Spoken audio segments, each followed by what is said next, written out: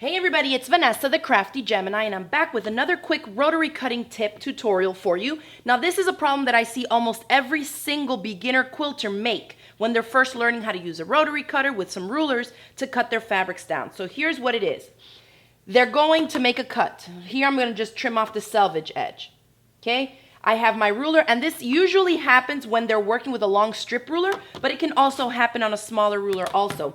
And that is that when they make the cuts, it's not a clean cut. So some areas will be good, some areas are cut and others are not. So when you go to move your fabric, you're like, well, what is going on? It's like stuck in some parts here. You see how there's a couple spots that are still caught? And I'm going to tell you how to correct that. The issue with that is two things. It can be a combination of these two things, or it can be one or the other. The first thing is that maybe you have a blunt blade in your rotary cutter, so it might be time to change it. And you'd be surprised, these blades typically don't last as long as you think they might. If you've worked on several projects on it, or you've been cutting through thicker fabrics or things like interface fabric, foam interfacing, batting, and things like that, you're gonna go through the blades a lot quicker than if you were just cutting individual layers of cotton fabric, okay? So keep that in mind. The second thing, which I find is typically the result of this issue, you see how that fabric is not cut in some parts? It's because of the amount of pressure being put down. So here's what I tell my students, and it seems to help them make the better cuts. When you have the rotary cutter, I have students that will hold it at an angle like this to cut. You're not putting enough downward pressure onto it if you have it angled down like this. So I don't recommend that you try to do it this way. You also don't want to have it super high up at this angle to try and cut either. The kind of the sweet spot is at a slight angle, not quite 45, maybe like 35-degree angle or so. And so what happens is, because my arm is here, I'm putting both downward pressure and I'm rolling forward with the rotary cutter.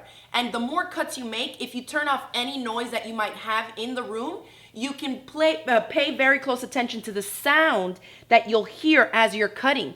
And if you hear the sound and then you don't hear it, and then you hear it again, you'll know that you eased up on that downward pressure as you were going through. So you want to have the same feel and sound of the blade cutting through the fabric as you go. So notice the angle, and I'm still pushing down and forward.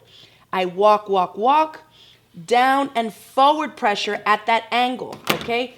Then you can make a clean and consistent cut all the way across, especially when you're making these long strip cuts with the longer ruler. So again, listen to the sound of the rotary cutter cutting through.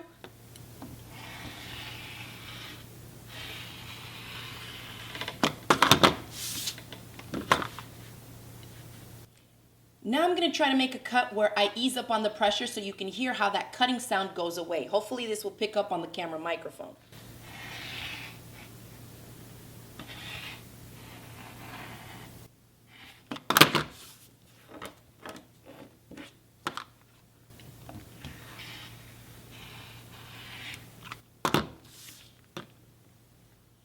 All right, so there you have another quick cutting tip. Remember to keep that rotary cutter angled not too high, not too low, right in the middle somewhere, and put downward pressure from your shoulder and your arm coming down, down and forward. All right, so hopefully you enjoyed that video tutorial. If you did, let me know in the comments below. Make sure to click the subscribe button so you don't miss out on any of my future videos. Give the video a thumbs up if you got something out of it, and I will see you in the next video. Bye.